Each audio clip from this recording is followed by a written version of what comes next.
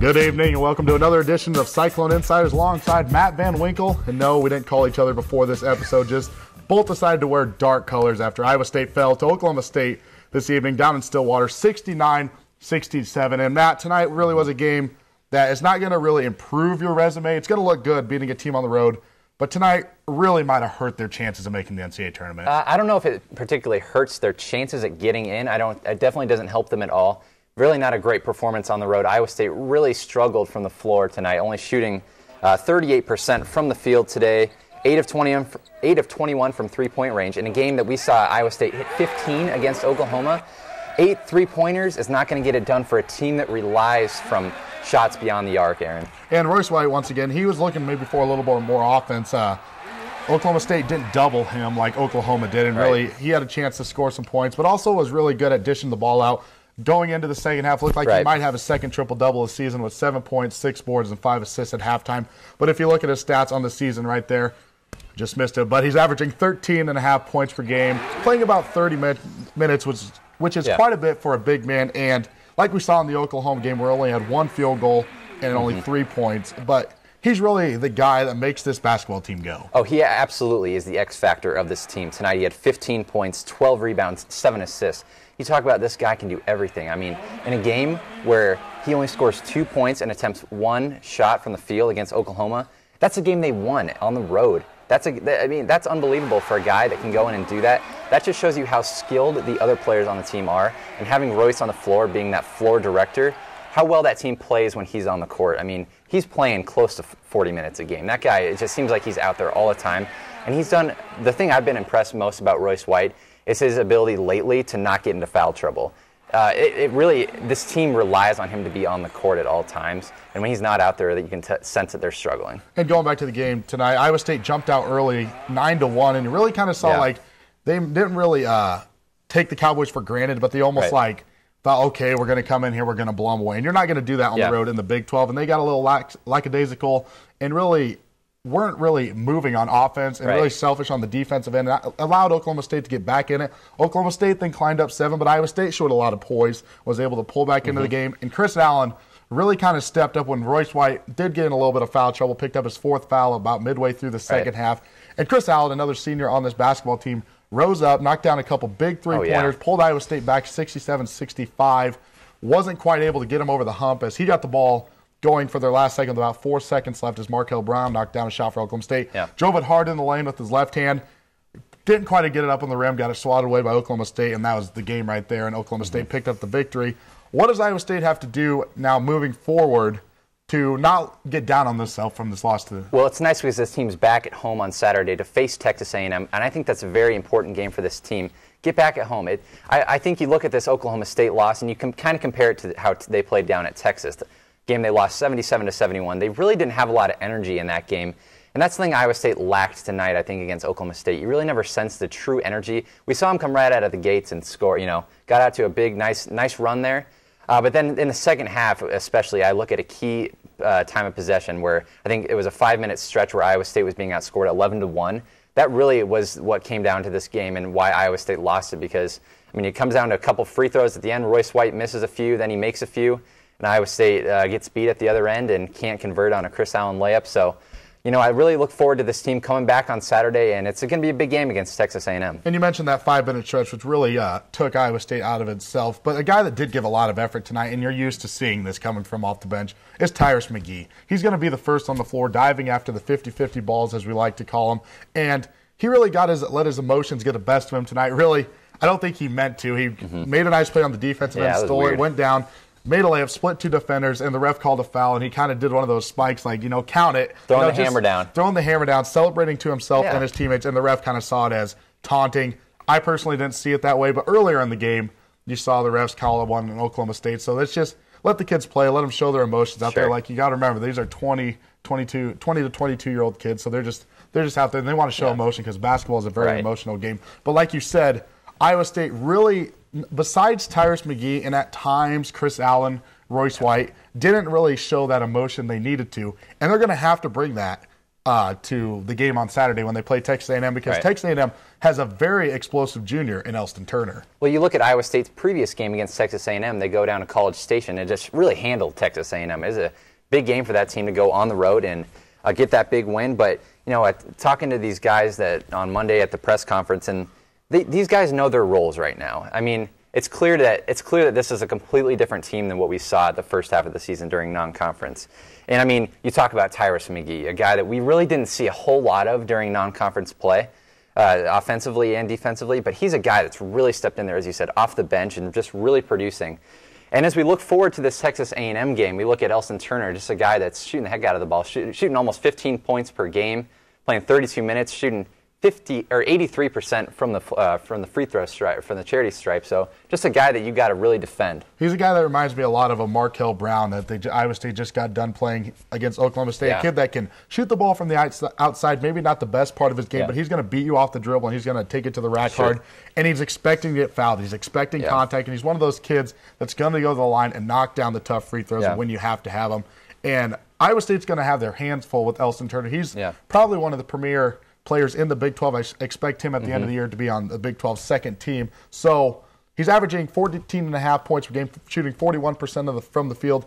How does Iowa State defend him, and how do they slow him down if they're going to get a win Saturday? We've seen Iowa State players defend some of the best players in the country. We've seen Kansas come in here. Iowa State just shuts down some of their best players. And I think if you put Chris Babb, he's probably been one of our best defensive players this year. Got to put somebody like Chris Babb that's got a lot of speed. You just got to get around the perimeter, keep them contained out there. And I think Iowa State's got a good chance. I mean, Iowa State's defense has really been keeping them in games this year, and I think that's a big key for them down the stretch too. They still got 2 games against Baylor, which I think Iowa State has a great chance to beat them at least one time, maybe here at Hilton Coliseum at the finale. But I think Iowa State's got a good chance. And you hit it right on the head. I mean, you're going to have your off night shooting the basketball in the Big 12, as it's a grueling schedule. Sure. And sometimes every night in and night out, your shot's not going to be there, but your defense will never leave you. And that's where Iowa State really needs to prove to themselves that they can play tough defense, whether it's Royce White battling for rebounds down low, contesting shots, or Chris Babb on the perimeter, shutting down a team's best player from not allowing him to get his jump shot off, staying in good defensive position to get in front of him. If a team plays good basketball, they're going to have success. And I think Fred Hoiberg knows that. And I think that's going to be stressed tonight and going into Texas A&M, as defense is what's going to get Iowa State into the NCAA tournament and continue winning through the Big 12. It seems like Iowa State keeps playing teams that are on losing streaks. Texas A&M is currently on a 3-game losing streak, so it seems like Iowa State just keeps getting these bad matchups because Texas A&M is going to come up here and want a win. They're hungry for a win right now. A&M almost beat Baylor, too. I don't know if you saw that earlier in the season. Really close game against Baylor. I think they only lost by about 4 points, but, I mean, this is a team that Iowa State can't look past. They go down to College Station and just handle them, but they can't look past them. They know that, looking at the loss tonight, Iowa State probably expected to win that one and then just got surprised down there in Stillwater. And if we can keep the Big 12 standings up here for just a second, it really Kansas really got brought back down to the pack as they lost that tough one to Missouri in Columbia. And taking a look at the standings, these are a little bit skewed. Didn't get a chance to change them before the show. But Missouri, Baylor, and Kansas, all 8-2. Missouri picked up a huge win last night, taking down Oklahoma in Norman. Stephen Pledger had a chance to tie that game up late, wasn't able to knock it down. But there's Iowa State sitting at now 7-4. Yeah. So if maybe Missouri, like you said, 2 more times against Baylor, if they can drop one of those, Iowa State is going to be right there to pounce and maybe get that first round bye heading into the Big 12 tournament. I'm looking at the conference lineup right here, and we see Baylor in there. We see Baylor at number 6 at 8-2. Do you think that Baylor is legit, Aaron? Because they have some key losses right now. They lost to Missouri and Kansas.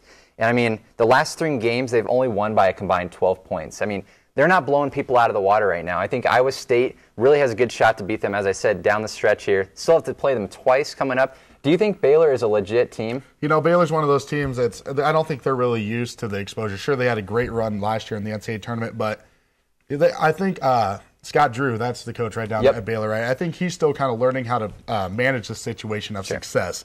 Baylor, Kansas and Missouri, those aren't bad losses, and I think we're seeing that the Big 12 is just a grueling schedule. You got to go down and play well on the road, and it's going to be tough. And you saw that last night with Missouri coming off the emotional win against Kansas, struggled with Oklahoma. Ended up only winning by 2, and you see it with Iowa State coming off 3 consecutive wins over Kansas, Kansas State, and Oklahoma. They struggled with an Oklahoma State who going into this game was 11-12 on this season, didn't even have a winning record. But that's how tough conference play is, and that's what's going to get a team prepared for the NCAA tournament. So I do think Baylor's for real. Yeah. I don't think they're going to win the conference by any means. I do think Missouri still comes away with the conference victory, but I do think they finish third in the conference. Kansas, I believe, will jump them, and I think Iowa State does come in at the 4th spot, and Kansas State also at 5th, top 5. It's going to look a little bit similar with Kansas just jumping back. I mean, the Big 12 is an interesting conference because you see a couple of those 4 and 6 teams like Texas and Oklahoma State. We know they can play. Yeah, I think their records are going to improve throughout the finale here, with the finish throughout the Big 12 standings, or the schedule. But I think it's going to fluctuate a little bit. I think Iowa State stays around a 4 through 7, but we'll see. Running out of time here on our first segment. Give me a quick prediction on the game at Hilton Coliseum on Saturday.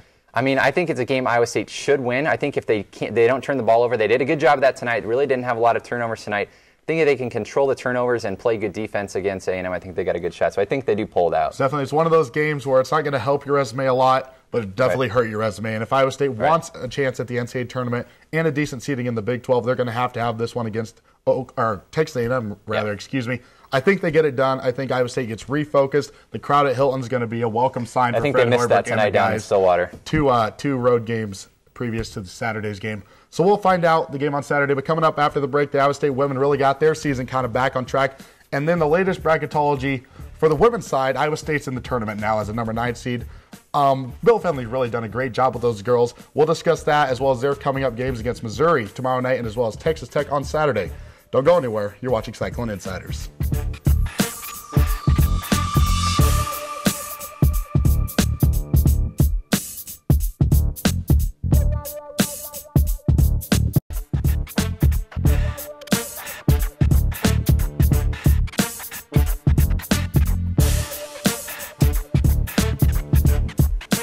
Welcome back to Cyclone InCYders. I'm your host, Aaron Bauer, alongside Matt Van Winkle. And like we do each and every week on this show, second segment's devoted to the Iowa State women's basketball team and the Twister sisters. And they really got their season turned around. They were really struggling at the beginning of the year, trying to figure out exactly who they were as a basketball team. And it helped having a coach like Bill Fenley there. They really to ride the ship for Iowa State and get them going in the right direction. They're coming off 2 big wins over Oklahoma State and Texas. And it can be said that Chelsea Poppins has really kind of grown into the leader of this basketball team. For sure. The junior is just playing unbelievable basketball right now. She had a career-high 27 points, 10 rebounds against Texas. And she actually spoke to the media just a few days ago about the slow starts the teams have been having.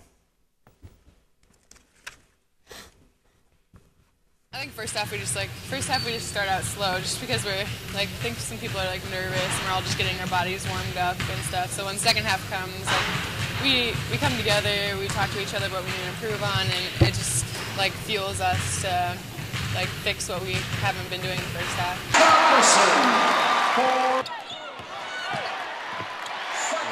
The game against Texas, they were trailing by 4 at halftime, and it was really just not typical of an Iowa State team, especially lately. They were coming off a great game against Oklahoma State, a game they just dominated, and they had a bit of a slow start against Texas, and it was they got things going in the second half, and it was really refreshing to see that. Really a great game out of Poppins, 27 points, 10 rebounds, and she was playing really well. Poppins is a kid that just goes in there and just works her butt off every single game. And that's something that Bill Fenley really likes out of players, that just goes in there, and once they come out of the game, they're breathing, they're panting. They don't want to come out of the game. They're just playing so hard, and they're just in the moment.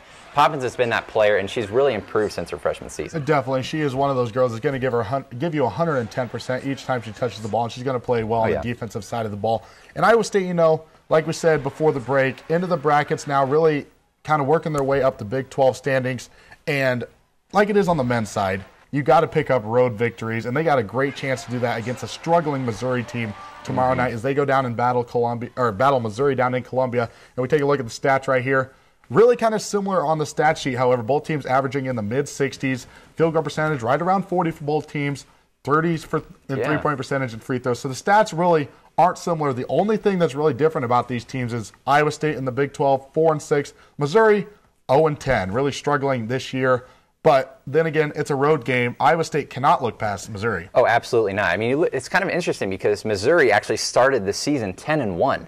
And since then, they've been 0-10. And they're last in the conference right now with 9 losses in a row. But I mean, this is a big game, as you said. On the road, it's going to be especially tough to go there. I think Missouri, their numbers are deceiving because they are very similar to Iowa State's, and they've got a really good senior in Christine Flores, who's averaging just about 18 points per game, shooting 77% from the charity stripe and 44% from the field. Just a really solid player, Aaron. She really has given the Missouri Tigers a lot of great effort, kind of like Chelsea Poppins is for Iowa State. She's a senior leader. She's out there battling night in and night out, averaging 17 points per game, which is incredible for a big girl down low for Missouri. And if Missouri's going to beat Iowa State, they're going to really have to control the three-point shooting from Iowa State, which has really come on as of late. Yeah, that's the thing Iowa State's been doing a great job of lately. They've been getting points in the paint through Poppins, and they've been having shooters like Lauren Mansfield, Bryn Williamson, and Hallie Christopherson especially been shooting the ball, especially well from the three-point line. Just really nice performance out of Poppins, averaging 15 points, averaging a double-double. We don't have the rebounds up there, but she's averaging just about 11 rebounds per game, 53% from the field. That's something you need out of a player, and Poppins has been doing that for this team. And I know one thing Bill Fenley really stresses to his girls is once you get momentum going, find a way to maintain it. And they can really do that this week. They got Missouri tomorrow, and then they got another big test as they go down to Lubbock on Saturday to battle the Lady Red Raiders. Yeah, and this is something Bill Fenley's talked to his team about, is having that second half mentality. They're trying to flush that, this first couple conference games just down the toilet and then keep moving forward. This team really needs to just keep looking into the future and into the Big 12 tournament. And it's clear Baylor is the #1 team in the conference right now.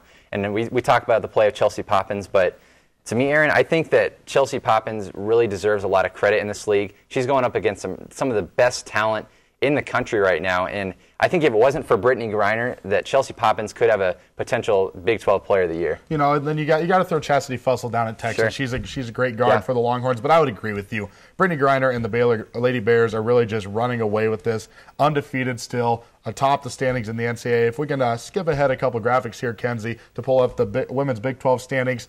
It's really who's going to finish second in the league. You got Texas A&M right there, who's probably going to legitimize himself as the second best team in the Big 12.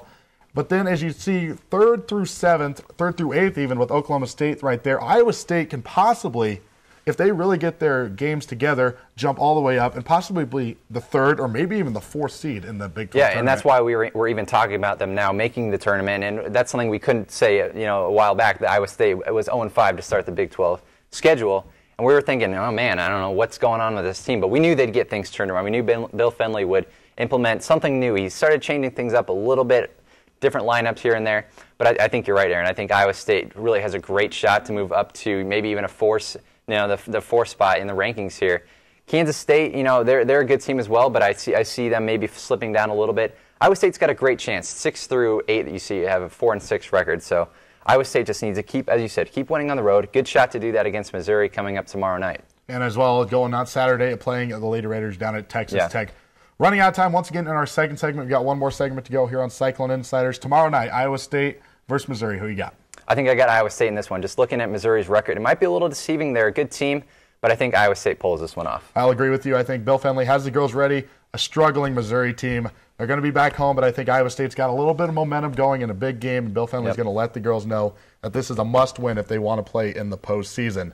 One more segment to go this evening here on Cyclone InCYders, and like we do each and every week, we're taking it to the national scene where Kentucky, #1 in the land, and really had no problem dismantling #7 Florida this evening. We'll take a look at that and also talk a little bit bracketology once again. Iowa State suffering a setback tonight. Where will they end come the middle of March? You'll find out next on Cyclone InCYders.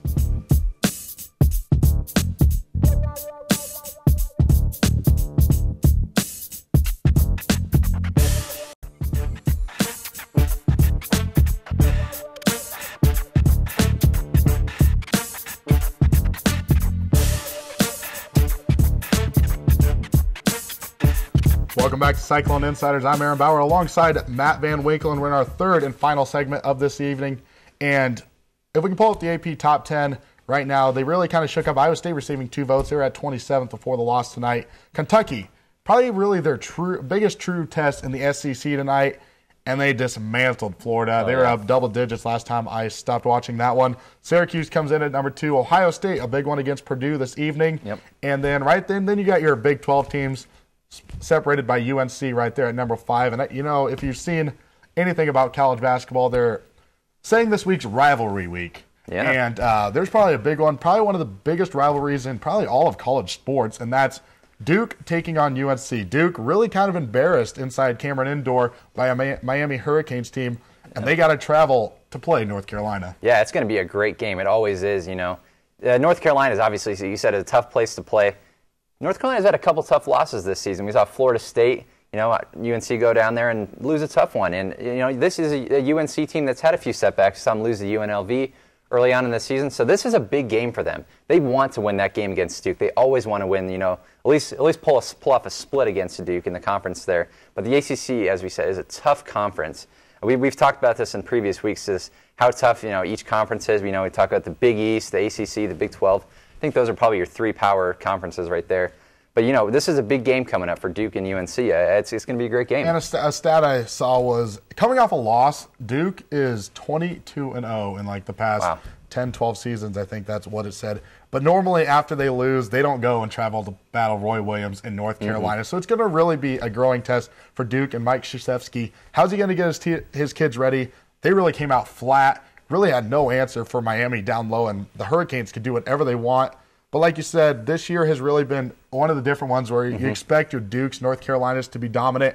They're just really not that dominant this year. And who do you like tomorrow, as we'll transition into something else? But quick prediction, Duke, UNC tomorrow. I really do like UNC in this game. I think they've got more athleticism, a lot more length. I think UNC relies a lot on their defense, but I think they've got a little bit of a weakness there. We've seen it this year, as we said, against Miami at home. I think UNC pulls this one off. I do. Home for UNC, Harrison Barnes, I think, expect him to have a big game, a little Ames native right there. But the Plumlee brothers, they're going to come play well for Duke. I expect it to be a close game throughout. Maybe in the last 2 minutes, I expect North Carolina to pull away. So I also got the Tar Heels. Now, switching gears here, the NCAA rankings, maybe they don't mean much right now. You got Kentucky up top. But then, we keep stressing it each and every week. Yeah. Number 9 now, 23-0 out of the Ohio Valley Conference, the Murray State Racers. We're just going to keep this a theme throughout the show. You might as well. Until they take a loss, we'll just keep talking about them. Keep talking about them. They are projected to be at number 6. Yeah. And we got to remember, it is only second week of February, so a lot of basketball to be played. Number 6 in the NCAA tournament. Maybe I expected them to be a little bit higher, really not getting the respect. And it's going to be interesting to see how they match up to these big-name teams. And transitioning to Iowa State now, real quick, they received 71 votes in the AP Top 25, put them about 27th. Yeah. They're obviously going to fall after tonight's performance. But I thought they would have been ranked going 2-0 last week, except teams like Duke lost. And you had teams, Creighton lost to Northern Iowa on a last-second shot. Michigan lost to Michigan State. And I really kind of felt like that kept them out of the AP Top 25. I really thought Iowa State had a great shot to be in the Top 25. Coming off a big win against Kansas in Kansas State. They were ranked in a couple polls. I think the CBS poll, they were ranked 25th. As you said, 71 votes in the AP isn't half bad, but the loss to Oklahoma State tonight is going to impact that a little bit. But I think if the Iowa State goes back at home on Saturday to take on Texas A&M and they get a big win, I think they have a good shot to maybe just hang around there. I don't think they'll be quite ranked, but I think they'll just hang around there, 25, 26, 27, 28 area. But to be honest, the rankings really don't matter all that much right now. I think it only hurts this team to be ranked right now. It's fun for the fans to see that ranking, but to be honest, all that matters is their seeding in the tournament. And let's just play maybe a little prediction here, because that's what we do. Who would be your 4 number 1 seeds going into March? That's a tough one. I got to go with Kentucky. I think they've got a great defense right now. And then you look at Ohio State's got that stellar offense. Solinger is just a man down there. He's just a beast. I think you look at Ohio State and Kentucky. I think Syracuse probably sneaks in there from the Big East. And it's really a toss-up for that 4th one. I'm not really sure. You might see a North Carolina move up there. All depends how they finish out the conference schedule. And that's when it comes down to crunch time, is the conference schedules. And really, that gets really tough. And it's going to be a tough test for all these teams. I agree with you. I like your first 3, I think. It is going to be Syracuse, Kentucky, Ohio State. Yep. But then I think Missouri is going to jump in there from the Big 12. Last week, 3 Big 12 teams were 3 of the 4 number 2 seeds. I think one of those teams will jump up, barring a debacle and not getting out of the first round or the second round of the Big 12 tournament, rather. So I do believe one of them will jump up there. But it's going to be really interesting to see where the teams are placed. And in one game you got to look at tomorrow in the Big 12, especially to look at seeding in the future, is going to be Baylor and Kansas. That's going to be a huge game. I'm not sure where that one's being played at. I didn't quite look at that, but still, no matter what, it's going to be a big game. Agree. So make sure you tune into that one. In the Big 12, It's really just getting heated up. 3 teams tied for first. Iowa State right there at 4th. And Kansas State, they're kind of coming back and not really struggling as much. Really, Frank Martin's getting those kids going together. So it'll be really interesting to see how it all works out. We're out of time tonight on Cyclone InCYders. Want to give a quick shout out to all the guys behind the scenes and ladies for coming and supporting us. We couldn't do it without them. And for Matt Van Winkle, I'm Aaron Bauer. Thanks for watching Cyclone InCYders.